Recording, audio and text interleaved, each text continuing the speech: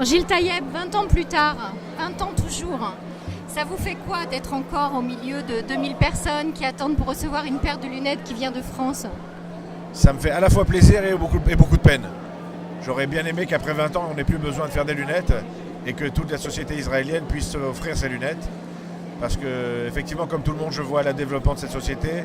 Je vois le côté riche de ce pays, je vois le côté faste, je vois les beaux immeubles, je vois l'immobilier, et puis d'un autre côté, à cette opération lunettes, je vois ceux qui ont peut-être raté le départ, ou bien peut-être qu'on n'a pas aidé à monter dans le train. Donc ça me fait plaisir d'être là, parce que ça montre qu'en tout cas nous, on reste fidèles à nos engagements, mais ça me fait aussi de la peine pour une société israélienne qui, je pense, a aujourd'hui les moyens de s'occuper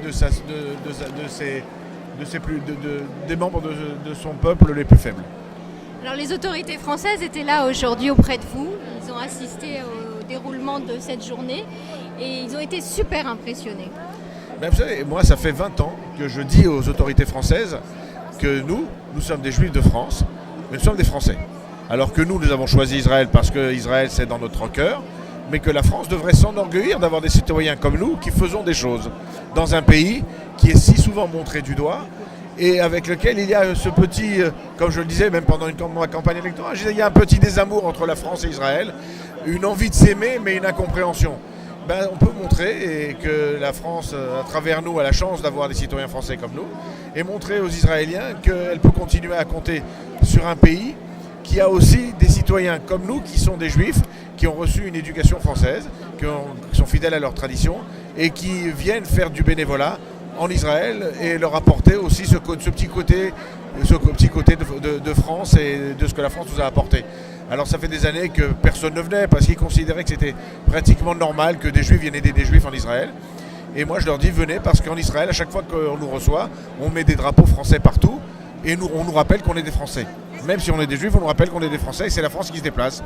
Et ça me fait plaisir qu'avec le nouvel ambassadeur, avec le nouveau consul, avec Christophe Bigot, avec Patrice Maton, et tout à l'heure, au moment où on parle, mais cet après-midi, le nouveau consul général de France à Haïfa va venir aussi visiter.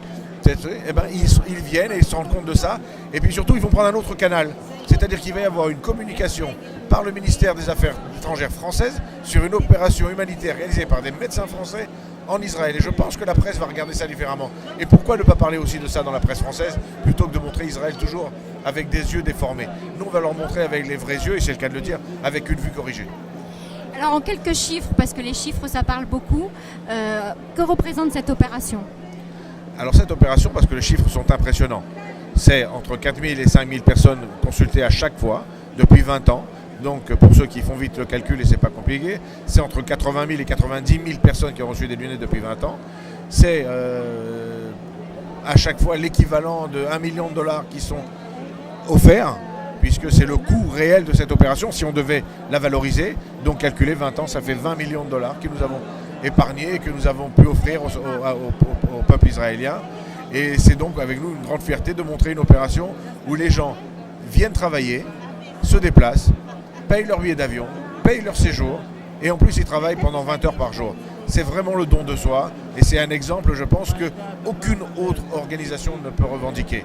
C'est rare qu'on puisse trouver des gens pour lesquels ça coûte entre 1000 et 1500 euros, voire dollars, ça dépend des moments où on part, pour venir se fatiguer et s'épuiser, et repartir simplement enrichi du bonheur et du regard et des bénédictions et des remerciements de ceux auxquels on offre la vue.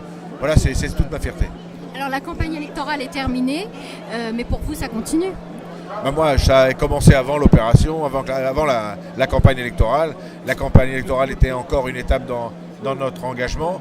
On va continuer à faire ce qu'on sait faire, à montrer ce qu'on sait faire et à montrer à tous que faire de la politique, ce ne sont pas des paroles, ce sont des actes et des réalisations. Donc non seulement c'était une première présentation lors des élections précédentes, mais c'est surtout un engagement prochain dans toutes les campagnes électorales qui vont avoir lieu, que ce soit les Français de l'étranger, que ce soit les prochaines législatives. En tout cas, partout on nous retrouvera avec mon équipe pour porter haut et fort nos valeurs, nos combats, notre militantisme et notre savoir-faire.